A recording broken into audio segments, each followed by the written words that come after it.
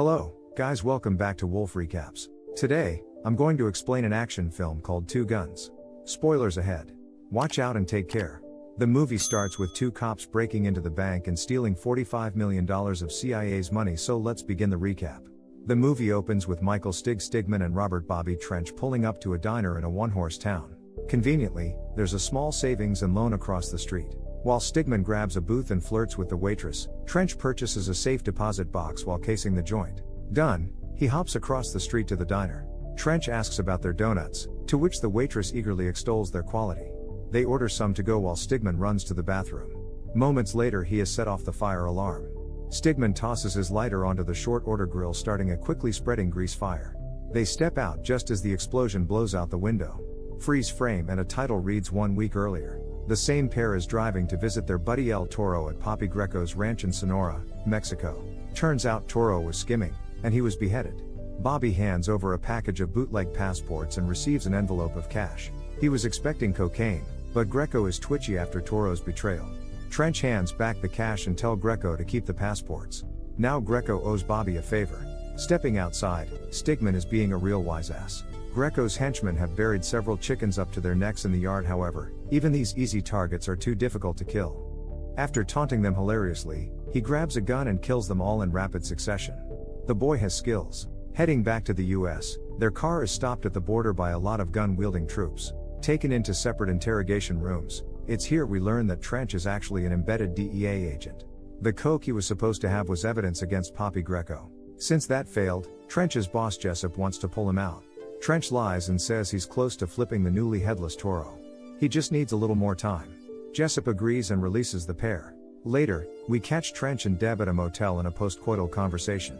Trench is emotionally distant, avoiding commitment, and Deb has a boyfriend. She asks Trench if he ever really loved her. He replies that he really meant to. Trench tells Deb that Stigman wants to rob a bank where Greco has been laundering $3 million in drug money. Since the drug bust failed, he wants to catch him on tax evasion and RICO charges. She hesitantly agrees to run it by Jessup. Trench hops over to Stigman's apartment to tell him they will rob the bank. Stigman is suspicious of how aggressively Border Patrol targeted them and raises his gun to shoot Trench. LOL, it's just a joke. They decide to shadow Papi Greco at his mistress' house to figure out a timetable. The heist is on. This brings us right back to the diner blowing up. With the diner shut down, the cops won't be there to respond to the bank robbery. That's good because they're taking the bank the next day. Deb assures him that she'll have assets in place to capture Stigman at 3:05 sharp. Meanwhile, across town, Stigman meets up with some shady characters of his own. Wait a minute, they're Navy. Turns out Stigman has been inserted to steal the drug money for covert naval operations funding, or some such MacGuffin. He leaves the scene with some extremely high-tech ordnance. On the morning of the robbery, they don their masks and storm the police station, locking the cops in with their most recent jailed clients. The heist goes off without a hitch, but, inexplicably, the $3 million is $45 million. Both guys are taken aback, and Trench eyes the clock, knowing that it will take longer to bag this much cash. They begin loading the getaway car and Trench notices that the cavalry is nowhere in sight. It's a ghost town, and they get away easily. Too easily. Now Bill Paxton makes his appearance as Earl, a mysterious figure who wants his money back. The poor bank manager learns the hard way just how much that money means to him. Stig and Trench go out to the desert to look at the loot. Stigman gets the drop on Trench and pulls his gun just as Trench was about to do the same. Trench can't get his gun out, but he does hold his DEA badge. Stigman was under orders to kill Trench, but he grazes him instead. He's developed a real friendship with the guy during his assignment. Walking over to the wounded Trench, Stigman spies the badge. Holy crap. You're DEA. Stig's been led to believe that Trench is dirty, but he's not sure. He leaves Trench a bottle of water and abandons him in the desert. Stigman takes the cash to his CO, Quince, James Marsden, at the Camino Real Hotel. The officer doesn't seem surprised that Trench was DEA, but it upset that Stigman didn't kill him. He says the money will be transferred to a base in Corpus Christi and takes a team out to the desert to finish Trench off. Meanwhile, Trench stumbles through the desert until he encounters some self-styled border patrollers. He easily disarms them and steals their dune buggy. He makes his way to a vet to treat his bullet wound. Stig has led the team to where Trench was supposed to be found. Quince is upset and tells the team to kill Stigman. However, Stig was expecting the double cross and makes his escape in an action-packed cat-and-mouse game. Meanwhile, Earl has tracked down the vet who fixed Trench's wound. The vet plays dumb, but the dune buggy outside has tipped them off. In the worst game of Russian roulette ever, He eventually confirms that Trench was there, but can't tell them anymore. At the Camino Real Hotel, Trench has followed Deb. He knows she's there to meet her boyfriend, but he interrupts her. Something isn't right, but he says he's headed over to his boss's house to update him on the situation. Unfortunately, Earl made it to Jessup first. While he's grilling him, Trench arrives. Jessup is shot, and Trench is subjected to a round of Russian roulette. Fortunately, he wins, but Jessup is shot. Earl shoots Jessup 3 more times with Trench's semi-automatic. Now Trench is on the hook for his boss's death. Earl wants his money. Trench heads over to Stig's apartment, but it's empty. Stig is on the roof across the street looking at him through a military-grade rifle sight. After some banter, Stig realizes that his instincts were right. Trench is a good guy, and he helps him escape from the hit squad his CO has sent to kill him. They both get away, only to meet up the next day at the house of Poppy's mistress. They grab Greco and lead a hilarious car chase through the desert where they fight it out until reaching Détente. They take him to a garage for interrogation. Deb's garage. It's here we learn that Earl is CIA. They've stolen $43 million from a covert government op.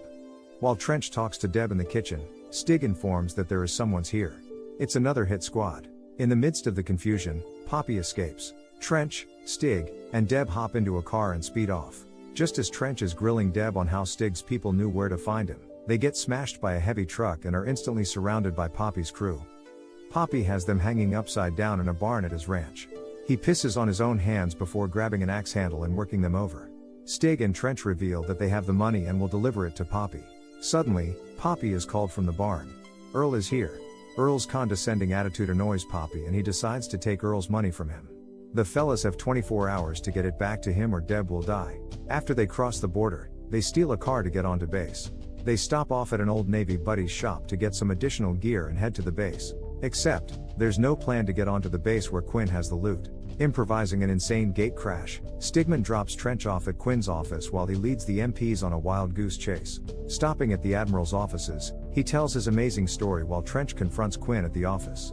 Trench explains that he knows Quinn is Deb's lover. Since the money is not on base, he realizes that Deb has it. The Admiral respects Stigman's honesty, but decides not to help him. He will not betray the Navy's reputation with this affair. He orders Stigman taken off base and sends a SWAT crew to apprehend Quinn.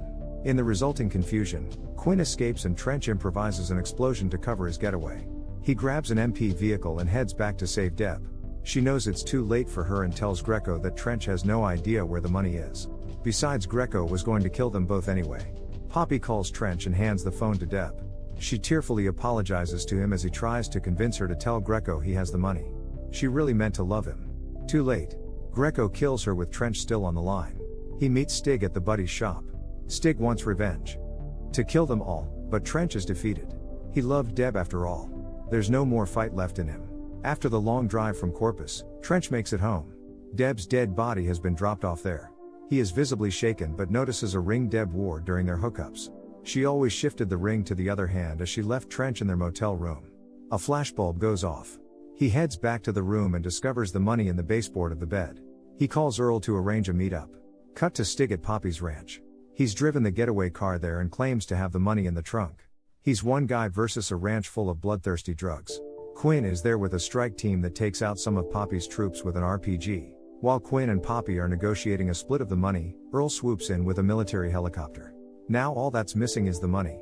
Trench rolls up in a candy apple red 64 Impala, packed to the gills with Earl's money. Per their agreement, Trench and Stig are to walk free. While grateful, Stig can't believe Trench is going to let them get away with it. Trench has a plan. He blows the car, sending millions of dollars into the air and providing cover. In the ensuing mayhem, Poppy is injured, and the goons get taken out until only Earl, Quinn, Trench and Stig remain in a literal Mexican standoff. Earl tries to talk his way out of the situation. They've got caches of cash in 20 or more banks. This little speed bump changes nothing. Relying on Stig's amazing aim, Trench takes out Quinn while Stig caps Earl. On their way off the ranch, they fill Poppy with a little more lead for his ruthless murder of Trench's one true love. As payback for Stig shooting him, Trench gives him a flesh wound in the leg. Poppy's housemaids efficiently scoop up wads of undamaged cash as they walk off into the sunset. Jump cut to the pair casing another bank in another small town. A Trench pulls out a stack of 100s for a tip. Why is he so flush with cash? He skims some from Earl's take. He knew Earl was never going to count it after all. The movie ends with Trench's knowing smile. Subscribe for more videos like this, turn on notifications, and leave a like to help the channel out. Thank you for watching.